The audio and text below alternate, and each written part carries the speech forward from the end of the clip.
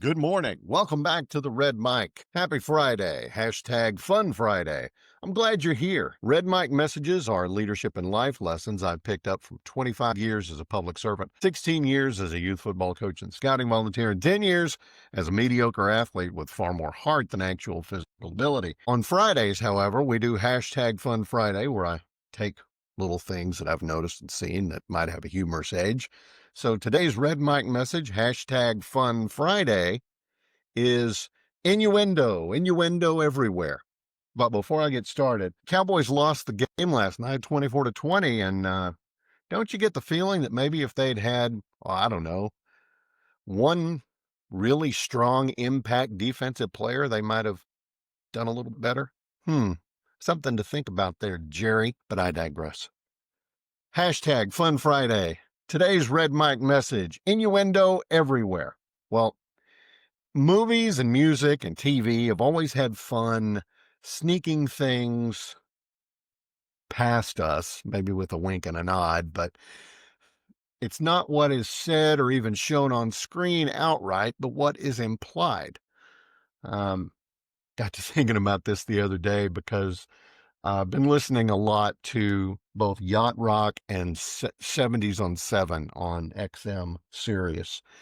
Yacht Rock is a limited channel. They only play during the summer. Why? I don't know. I mean, I like the tunes all the time, but I mean, yeah, I'm normally an 80s on 8 guy or a classic rewind or something like that. But I've been listening to Yacht Rock and 70s on 7. I'm not sure which channel it was on, but Paul Simon's 50 Ways to Leave Your Lover came on. And, it's all of that drop off the Keeley and slip out the back jack and make a new plan stand. The whole song, it's clear that he's talking to somebody else. And then at the end of the song, she she says, "Why don't you just sleep on it tonight, and in the morning you may finally see the light." And then he goes, "And then she kissed me, and I knew that she was right. There must be 50 ways to leave your lover." Now, when that song was new, I was a little kid, I didn't get that. But now it's like, oh, she turned off the light in the morning, and then she kissed me, and I knew that she was right. Oh, they're about to sleep together. And that's definitely a way to leave your lover or get over being jilted or any of the other reasons that are mentioned in the song. Slip out the back, Jack, make a new plan, Stan. Oh, yeah. Why don't you turn off the lights? I'm going to kiss you.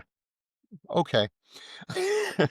Message received. But, that's the kind of innuendo I'm talking about. Alfred Hitchcock's North by Northwest. The movie ends with Cary Grant grabbing Eva Marie Saint and saying, "Mrs. Thornhill, they clearly just got married and they're back on the train where they met the first time." And he's pulling her up to the sleeping area on the bed that folds out. And then all of a sudden, it's a cut to a train sliding into the tunnel. That's one that Hitchcock definitely slid past the censors. Oh, there's an implication there? I have no idea. So, very clever. And I mentioned this one on Facebook the other day. On Star Trek, Captain Kirk is in the background pulling his boots on while Deela is fixing her hair at the mirror and everything. Okay. Yeah, there's nothing said, nothing was shown, but we get the picture.